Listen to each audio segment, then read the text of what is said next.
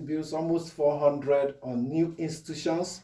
When the country is talking about rationalizing, prune the huge number, it doesn't concern them. What concerns them is how is affecting their own particular interests. And you ask, where are statesmen? How do we infuse statesmen into our politics? How did we even get to this huge number of parastatals we have? Because it's all about interest. If we have statesmen that will think about the next generation, think about public good and public interest, then they would have said, let's not create more, let's even rationalize the many we have. They're not very unfortunate to settle some people, give political appointments to cronies and associates and some even girlfriends in the past we've seen. But the truth of the matter is, this is bearing a huge bill on the revenue of the country, where we have pile of domestic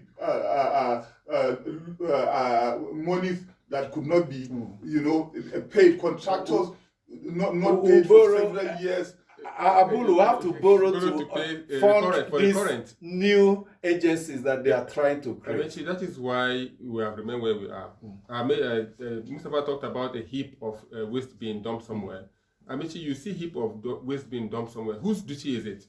Is it not the Environmental Protection Board? But they will leave it for the local government. And now you are talking about duplicating more agencies that will be sit down and just be receiving salary. And that is why I'm not saying that everybody should go the line of Obasanjo. Some people are saying that want to move from consumption to production. And there's a reason in that. But be that as it may, quickly, I want Nigerians to know that there is no political party that has monopoly of young people. And the young persons that are out there, the young persons that are out there, they should be careful, like what Ehizoje said, that agitations now, some persons should not feel they want to be disenfranchised because they tilt towards the political party. All political parties have young persons, and in all regions of the country. So there's no monopoly of young persons and no monopoly of elderly statesmen.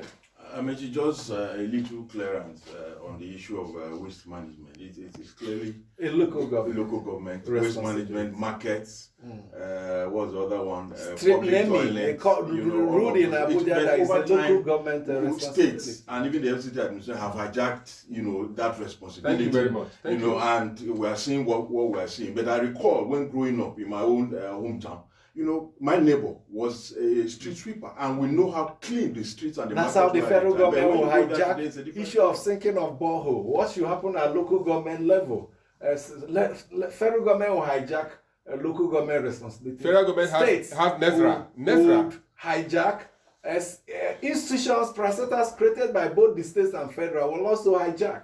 And the local government will be slipping away. Well, you can see that from the beginning of the funds that even go to the state governments, and how the state governors will not want to share, despite the laws that were put on ground, NFIU and everybody trying to say that, allow everybody to operate. And that's how we see what's happening at the local government level. What I see is opportunities here. In the time past, we put bombs in waste bins and dust bins. But people around the world are using these waste bins, and the kind of waste we generate in Nigeria. Recycling. Waste to wealth. Yeah, waste to wealth. So that's wealth wasting away. Well, the PVC collection is on.